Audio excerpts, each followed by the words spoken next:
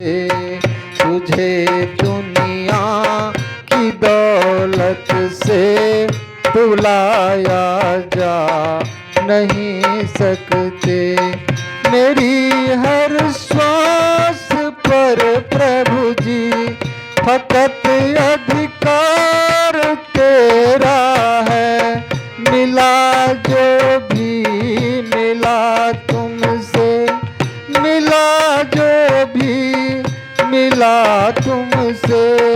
मैं क्या था और क्या हो गया, मुझे सब स्वयं भगवान श्री राम भी अगर सामना सामनी लड़ने के लिए आते तो वह भी नहीं जीतते, इसीलिए वे छुप करके बाण मारे। तो कहा कि महाराज ठीक है, मैं बहुत बड़ा पापी हूँ, बहुत बड़ा अधर्म किया हूँ, ठीक है, लेकिन जन्म जन्म मुनि जतन कराई, अंत राम के ही आवत नहीं।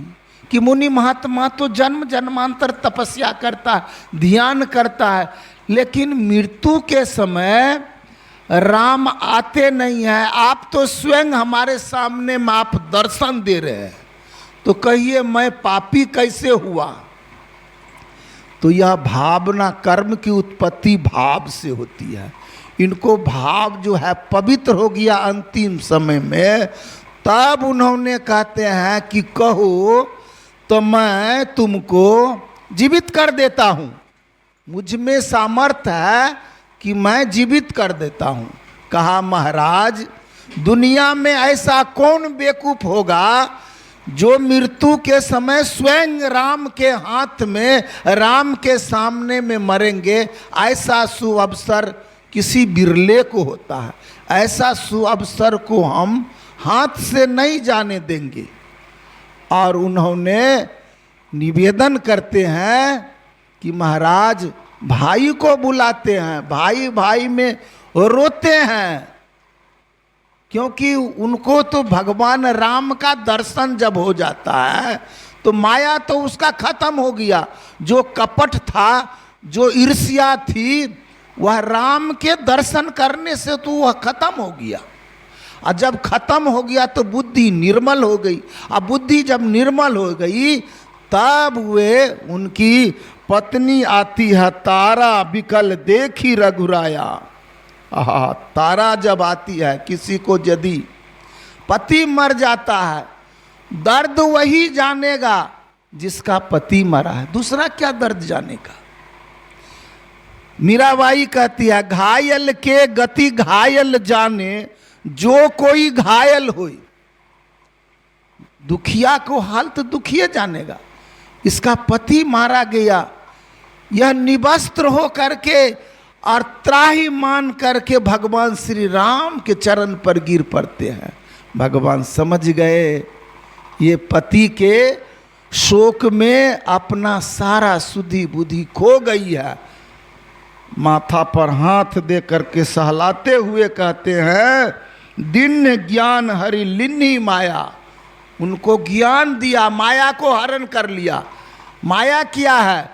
हम लोग कहते हैं ये शरीर मेरा है, ये संसार मेरा है, ये खेत मेरा है, ये खरिहान मेरा है, लेकिन न मेरा है न तेरा है, यह सब परमात्मा का है। यही माया को, ज्ञान को हरण कर लेता है। और तब उनको जो है सो समझाते हैं कि चित जल पावक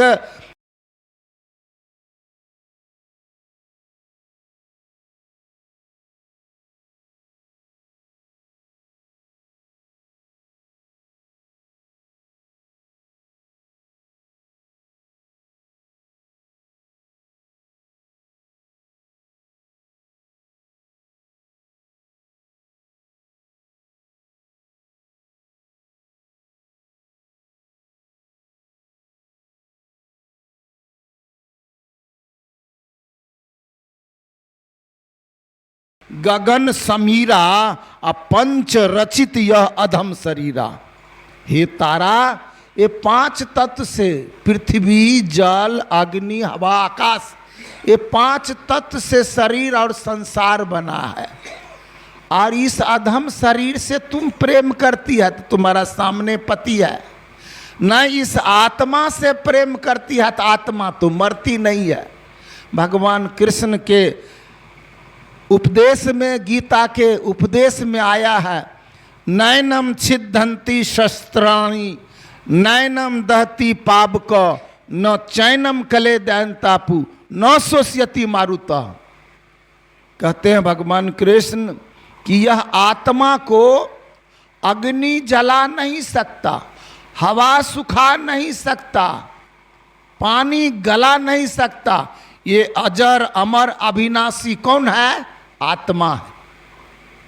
तो ये आत्मा के ऊपर में शरीर जैसे हम कपड़ा पहनते हैं, तो जब से जन्म लिए हैं तब से अब तक कितना कपड़ा पहने हैं, अब बाकी जीवित रहेंगे तो